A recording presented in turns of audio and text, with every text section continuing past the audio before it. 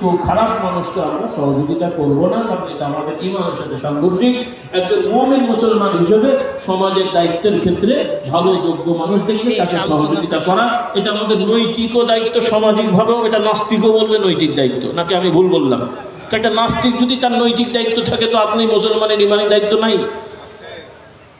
রাগ করলেন আমার কথা? সব দলকে আমি বলেছি, আমার সাথে মাশাআল্লাহ অনেক দলের অনেক সময় বড় বড় নেতাদের কথা হয়েছে, দেখা হয়েছে। আমি সব দলকে অনুরোধ করেছি, ভাই আপনাদের দেশে কি লোকের অভাব হয়ে গেছে নাকি? একটা ভালো লোককে কেন কেন্দ্রীদের দেন না? অমুক তমুক অমুককে দেন কেন? সব দলের নেতারা যদি বেছে বেছে ভালো ভালো মানুষকে দেন, তাহলে ভালোদের মধ্যে আরও প্রতিযোগিতা হবে, আরও ভালো কিছু হওয়ার আশা করবো, নাকি বলেন? এখন হচ্ছে একটা জোচ্চোর আর একটা হাফ বাটপার আর একটা ফুল বাটপার, কাকে বাঁচবো? মহা বিপদের কথা তো রে বাবা।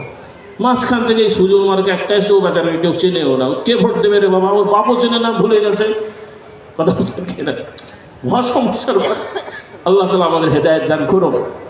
বাস্তববাদী হতে হবে, রাজি আছি ইনশাআল্লাহ?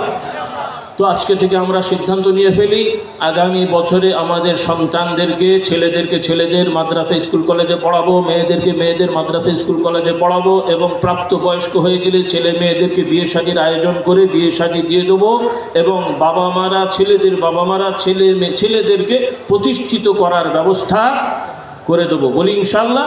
এইভাবে চেষ্টা করতে থাকেন, ইনশাআল্লাহ আল্লাহ তাআলা রহমত পরিবার সমাজে আসতে থাকবে। আজকে তো এই দৃশ্য আমাদের যুক্তিতে দেখার কথা না, যেভাবে ভারতবর্ষের অবস্থা ছিল। আল্লাহ তাআলা দয়া করেছেন, একসময় পাকিস্তান হয়ে এখন বাংলাদেশ হয়েছে। আজকে যদি 100 বছর আগের কথা চিন্তা করেন, তাহলে এই অঞ্চলের জনসংখ্যার এখন যেভাবে শতকরা 90 ভাগ আমরা মুসলমানের সন্তান দেখতে পাচ্ছি, তখন কিন্তু শতকরা 30-40 ভাগের বেশি মুসলমান ছিল না, কথা ঠিক কিনা? তাহলে আমাদের মাথার দিক থেকে, গণনার দিক থেকে আমরা অনেকটা এগিয়ে গেছি, দাড়ি টুপির দিক থেকে অনেকটা এগিয়ে গেছি, নামাজি অনেক ত্রুটি থাকলেও অনেকটা এগিয়ে গেছি।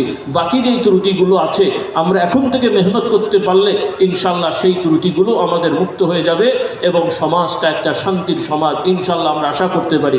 আল্লাহ তাআলা আমাদের তৌফিক দান করুন। কিন্তু ভাই বোনেরা, এই কাজগুলো যদি আমরা ঠিকমতো আয়োজন না করি, শুধু মুখে মুখে কথা বলি আর চিল্লা পাল্লা করি, তাতে কিন্তু আল্লাহ তাআলার সামনে এটা এক ধরনের ধোঁকা হবে, এক ধরনের কি বলে আপনার মুনাফিকি হবে। আল্লাহ তাআলা আমাদের এই ধোঁকা মুনাফিকি থেকে হেফাজত করুন, বলুন আল্লাহুম্মা আমিন। আমাদের ভাই বোন যুবকদেরকে আল্লাহ তাআলা হেফাজত করুন, বলুন আল্লাহুম্মা আমিন। তো যাই হোক, আল্লাহ তাআলা কবুল করুন।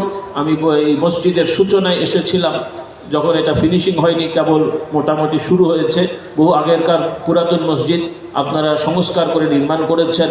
আমার মনে হয় ফাউন্ডেশন কতলা আছে? হ্যাঁ, 5 তলা। এখন কয়তলা হয়েছে?